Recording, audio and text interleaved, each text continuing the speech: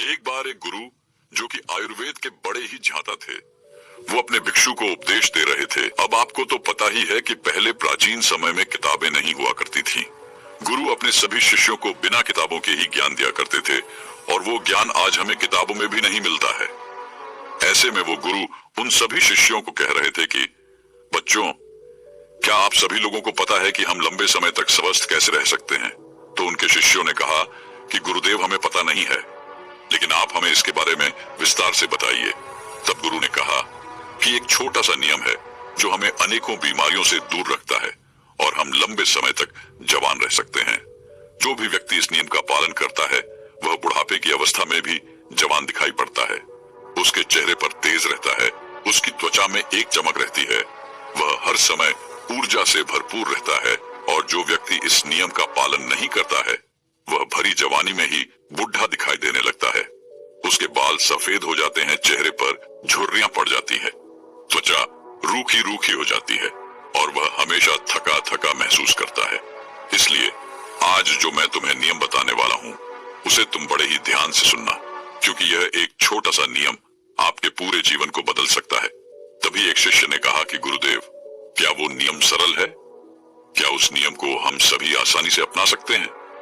शिष्य की बात सुनकर गुरु मुस्कुराए और बोले, हाँ, ये नियम बहुत सरल है और इसे हर व्यक्ति अपना सकता है।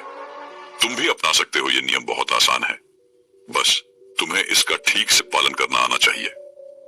तभी वह शिष्य बोला कि गुरुदेव, लेकिन वह नियम क्या है? तब गुरु ने बताया कि वह नियम है कि हमें रात में भूखा सोना चाहिए। गुरु की बात सुनकर शिष्य घबरा गया और गुरु से बोला कि गुरुदेव, यह आप क्या कह रहे हैं? भूखा सोना है, मुझसे तो इस नियम का पालन नहीं होगा गुरु, क्योंकि देखो, मैं तो भूखा नहीं सो सकता हूँ। शिष्य की बात सुनकर गुरु फिर मुस्कुराए और बोले, पहले तुम मेरी पूरी बात तो सुनो, तुम इस पूरे नियम के बारे में तो समझो। मैं तुम्हें यह थोड़ी कह रहा हूँ कि तुम सुबह भोजन करो और इसके बाद भोजन ही ना करो और रात को भूखे सोने जाओ। फिर गुरु ने सभी शिष्यों से कहा, अब आप सभी लोग मेरी बात को ध्यान से सुनो। और फिर गुरु ने बताना शुरू किया कि अब तक आपने अपने जीवन शैली में जो भी बदलाव किए हैं, जिन नियमों का पालन किया है, उन सभी में से जो आज का नियम है वह महत्वपूर्ण है। यह आपको बहुत अधिक लाभ देगा। यह नियम कोई कठिन नियम नहीं है, आप सरलता से इसका पालन कर सकते हैं। इसके लिए सबसे पहले आपको इस बारे में पता होना चाहिए कि हमारे शरीर में एक प्राण शक्ति होती है जो हमारे सभी कार्यों को संपादित करती है। जैसे कि जब हम भोजन करते हैं तो वो प्राण शक्ति हमारे भोजन को पचाने में लग जाती है। हम कोई दिमाग का कार्य कर रहे होते हैं तो उस समय वो प्राण शक्ति उस दिमागी कार्य को ठीक तरीके से संचालित करने में लग जाती है। जब हम दौड़ रहे होते हैं तो दौड़ते समय भी हमारी जो प्राण शक्ति है वो कार्य करती है। वो प्राण शक्ति हमारे शरीर के हर कार्य को संपादित करती है। लेकिन यहाँ पर एक बात समझने वाली ये है कि प्राण शक्ति केवल एक समय में एक ही कार्य कर सकती है। अगर आप भोजन करते हैं और भोजन करने के तुरंत बाद अगर आप कुछ गहरी सोच में पड़ जाते हैं तो आपके पाचन तंत्र पर इसका प्रभाव पड़ेगा, क्योंकि जो प्राण शक्ति है वो पूरे तरीके से पाचन पर लग ही नहीं पाती है। उसे तो आपने बांट दिया है। प्राण शक्ति का काम था कि जो भोजन आपने खाया है वो उसको पचाए, लेकिन आप तो गहरी सोच में डूब गए और प्राण शक्ति को एक नया काम मिल गया। अगर आप भोजन करने के बाद कोई शारीरिक परिश्रम करना शुरू कर देते हैं या फिर तेज तेज चलना शुरू कर देते हैं तो यह भी ठीक नहीं है, क्योंकि प्राण शक्ति जो पूरी तरह से पाचन पर लगती थी वो अब आपके तेज चलने पर खर्च हो रही है। इसलिए आपको भोजन करने के बाद बहुत तेज नहीं चलना है, नहीं तो आपकी प्राण शक्ति आपके तेज चलने की तरफ आकर्षित हो जाएगी। इसीलिए आपको भोजन करने के बाद धीरे धीरे ही टहलना है। इसके बाद गुरु ने उन शिष्यों को कहा कि यह तो तुम्हें समझ में आ गया होगा कि प्राण शक्ति एक समय में एक ही काम यह कर सकती है। लेकिन जब आप देर रात में भोजन करते हैं, देर से आप खाना खाते हैं, तो पता है क्या होता है? इससे हमारे शरीर पर 3 प्रभाव पड़ते हैं। अब आप सभी इन 3 प्रभावों को ठीक से समझो। पहला प्रभाव जो हमारे शरीर पर पड़ता है वो यह है कि जो आपकी जठराग्नि होती है वो सूर्य के साथ काम करती है। यानी कि जैसे जैसे सूर्य का उदय होता है तो आपकी जो पाचन अग्नि है वह बढ़नी शुरू हो जाती है। दोपहर में वह बढ़ जाती है और संध्या काल में वह थोड़ी मंद पड़ जाती है। इसीलिए संध्या काल में हल्का भोजन करें और यही ठीक रहता है। और आपको यह भी ध्यान रखना होता है कि आपको शाम का भोजन सूर्य अस्त होने से पहले ही कर लेना है। अगर सूर्य अस्त हो गया तो आपकी जो जठराग्नि है वह बिल्कुल कम हो जाएगी। और उस मंद जठराग्नि में जब आप भोजन करते हैं तो वो भोजन ठीक से नहीं पचता है। अगर आपने 7 बजे भी भोजन भी किया होगा तो वो भी नहीं पचता है, क्योंकि उस समय जठराग्नि मंद थी, इसीलिए भोजन ठीक से नहीं पचता है और वो शरीर में लंबे समय तक पड़ा रहता है, ज्यादा समय तक रुका रहता है।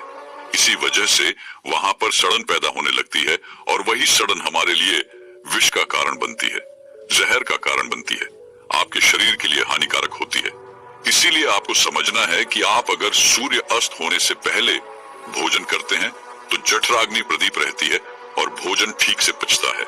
दूसरा प्रभाव जो आपके शरीर पर पड़ता है वो ये है कि रात्रि के समय जो आपकी प्राण शक्ति है वो हीलिंग में लगनी चाहिए, यानी कि शरीर में जो मरम्मत होनी है, शरीर में जो टूट फूट होती है उसकी मरम्मत में वो प्राण शक्ति लगनी चाहिए। लेकिन अक्सर लोग क्या करते हैं, भोजन करते हैं और सो जाते हैं, जो कि बहुत गलत है, क्योंकि मैंने आपको पहले बताया कि प्राण शक्ति एक समय में एक ही कार्य करती है।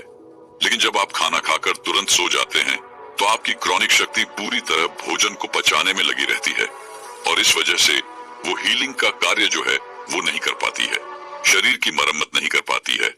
और जब वो प्रक्रिया निरंतर चलती रहती है, यानी कि आप खाते हैं और सो जाते हैं, तो फिर बहुत सारी बीमारियां शुरू होने लग जाती है, क्योंकि आपके शरीर की मरम्मत हो ही नहीं पाती है।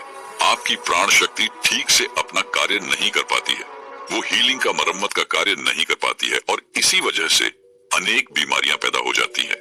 तीसरा प्रभाव जो हमारे शरीर पर पड़ता है वो ये है कि जब आप भोजन करने के तुरंत बाद सोने चले जाते हैं तो आपका दिमाग कहता है कि मुझे तो नींद चाहिए और आपका शरीर भी यही कहता है कि मुझे तो नींद चाहिए। लेकिन आपका पाचन अंदर क्या कहता है कि अभी मैं सक्रिय हूं, मुझे तुमने काम दिया है, अब इस काम को मुझे करना है, तो आप भी जागते रहोगे, तभी तो मैं अपना कार्य ठीक से कर पाऊंगा। यानी कि दो विरोधाभास स्थितियां पैदा हो जाती हैं। दिमाग की तरफ से तो सो जाओ और पेट की तरफ से जागो। ऐसी स्थिति में नींद गहरी नहीं हो पाती है और गहरी नींद ना होने के कारण शरीर को आराम भी नहीं मिल पाता है। आप सो तो जाते हैं 7 घंटे या 8 घंटे, लेकिन सुबह उठने में आपको कठिनाई होती है। आप दिन भर ऊर्जावान महसूस भी नहीं कर पाते हैं और ऐसा इसीलिए होता है क्योंकि रात भर प्राण शक्ति ठीक से शरीर की मरम्मत, शरीर की हीलिंग का काम नहीं कर पाई।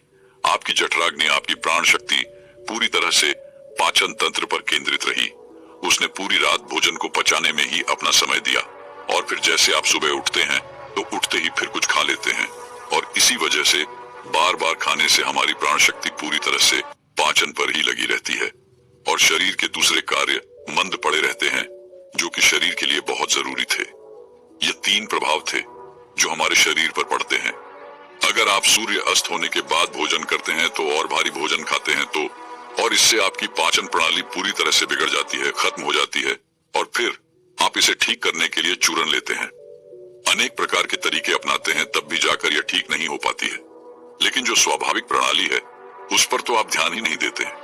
यह स्वाभाविक प्रणाली जो परमात्मा ने आपको दी है, जिससे आपका शरीर खुद को साफ कर लेता है, खुद की बीमारियों को ठीक कर लेता है।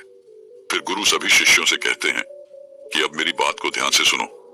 शरीर अपनी बीमारियां अपने आप ठीक करेगा, लेकिन उसके लिए तुम्हें क्या करना है इस बात को समझो।